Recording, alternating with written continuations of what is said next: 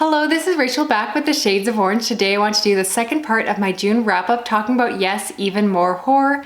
Let's get into the books. First, I read Resurrection High by Brhel and Sullivan. This I received from the publisher Cemetery Gates. And if you listen to the podcast, I recently talked about this in our upcoming releases episode because I heard the premise for this and it sounded like a lot of fun, and it definitely was. I've also read Corpse Cold by these authors and really enjoyed it, so when I heard they were coming out with a new novel, I had to check it out. This book follows a young boy named Eric who has just recently lost his young best friend, and now him and his other living friend decide to dig up their deceased friend because they know that their friend was buried with a strange box and they want to know what's inside because their friend never told them what was going on. While this is technically horror, this is more, like the cover suggests, a black comedy. It's not scary, but instead really more humorous. It's very lighthearted. It's very short. It's just a quick, breezy read, and it was just a lot of fun, which is exactly what I was looking for. And as you may know, I'm a big sucker for nostalgic horror, and this one is packed full of 1990s references. A lot of horror books have more 1980s references, so it was nice to see 1990s just because honestly I'm a little young for the 80s. So this is more my childhood. It was talking about the movies, TV shows, toys, and sayings that I just love from that decade. And it was just a lot of fun. It is told from the perspective of a couple of young boys, so I think this will most appeal to a male audience because while it was representative of the 90s, it very much tells the male side to the story.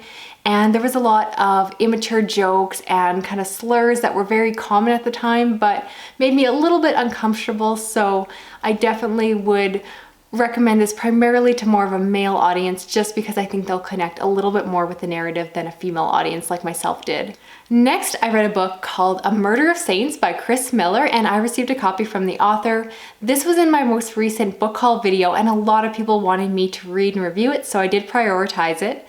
This follows a young girl who was sexually abused by a pastor and went on to commit suicide. Now, 20 years later, the brother of that girl is going on a revenge rampage to take down and murder the people who caused his sister so much harm. This book is also told from the perspective of a detective who's trying to track down this vigilante killer, and the story goes from there. From the premise, you can tell that this is a thriller story, but I decided to include it in my horror wrap-up because it is more of a supernatural thriller with some very heavy horror aspects. If you are just looking for a thriller but don't enjoy those supernatural twists, this one might not be for you and it might really surprise you, so I want to be upfront to let you know that it does go to some places. It deals with both metaphorical and actual demons, and it definitely is a very dark story. It deals with some very dark subject matter, and the kills in this are very gruesome. I felt that it handled the aspects of the church and the sexual abuse in a way that kind of minimized the triggering aspects to the story, so it is reasonably palatable to read despite your background. But for me, it just came down to the fact that I've become very tired of the classic revenge thriller narrative. I've read it so many times at this point that simply being a revenge thriller is not enough for me. I was looking for some kind of twist or turn that would really push this one up a notch, and it just felt average. That being said, if you're just in the mood for a revenge thriller, if that's something you just love to read, then this is definitely one that you might want to pick up. I'm just become very tired of the thriller genre in general, and I'm going to become a little more picky about which books I accept for review when it comes to thrillers, just because I don't think it's actually fair to the book that I'm just getting a little bit burnt out on thrillers. So definitely dark and gruesome wasn't a personal favorite of mine, but I still think it has all the aspects that really make for a good revenge thriller, so someone else might really enjoy this one. Next, I read I Am Legend by Richard Matheson, and I listened to this on audio, which was an incredible experience. I had never read Matheson before, and I didn't really know what to expect when I picked this up. I'm a little bit hit or miss with modern classics, so I was very cautious to pick this up and afraid that I'd have a very unpopular opinion, but thankfully I love this one. This is one of my favorite books of the entire month. I highly recommend it if you haven't read it. If you don't know, this book follows a man named Robert Neville who believes that he is the last man alive on Earth. There was some kind of pandemic that basically wiped out humanity and has turned a good portion of humanity into these vampire slash zombie-like creatures. So now every night after the sun goes down, these creatures surround his home and try to lure him out. This book is surprisingly creepy. I found it very haunting, and especially reading it on audio, having that narrative was just almost a psychological experience. It really got in my head. I loved it. The author definitely has some older ideas about gender roles and makes some comments about feminism. And I'm not so much sure if that was the character or the author himself, but regardless of those aspects, I just enjoyed this story a lot. I found myself getting deeply invested in the narrative, in the character. I wanted to know what was going to happen to him. Will he survive? I was not spoiled in any way, and absolutely love this one. It's very short, it packs a punch. And again, if you haven't picked it up, if you've thought about doing it, or even if you haven't, it's definitely a modern classic to read. If you enjoy horror, this is like my personal recommendation for where to start with post-apocalyptic horror. I loved it. Next, I read I Call Upon Thee by Ania Ahlborn, and this I listened to on audio as well and really enjoyed it. This is probably my favorite book by Ania Ahlborn to date. It follows a young girl who, as a child, bought a Ouija board from Toys R Us and decided to play with it both with her sister and then with her friends, and bad things happened.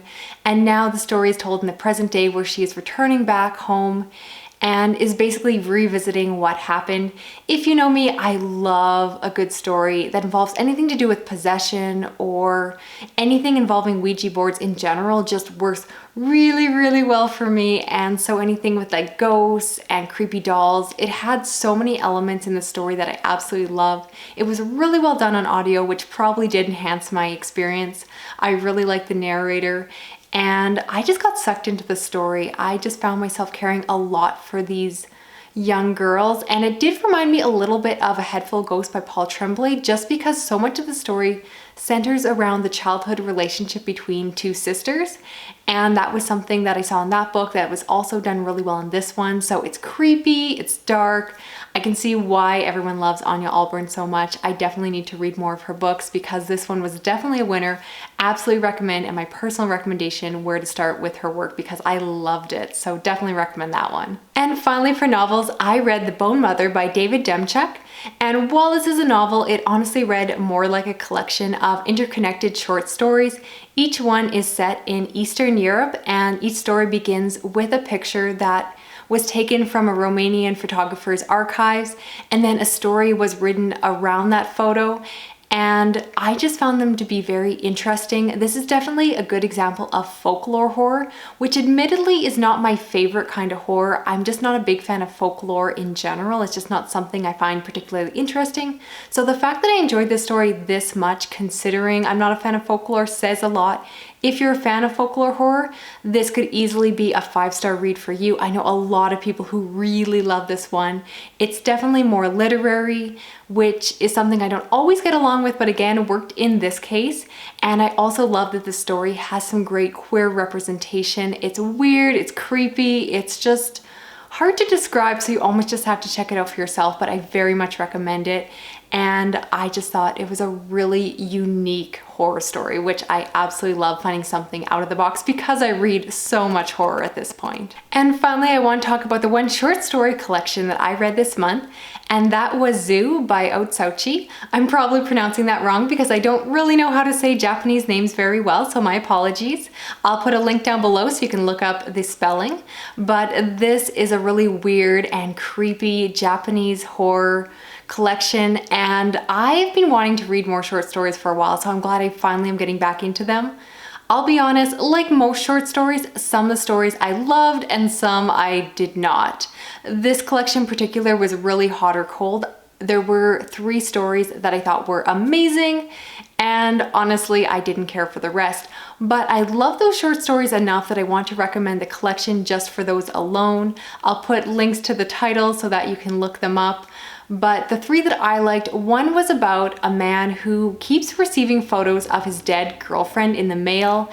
Every day he gets another photo and slowly gets to watch her body decompose, because of course she was murdered. And it's just dark and creepy. You can tell from that description, it's very much a Rachel short story, and I loved it.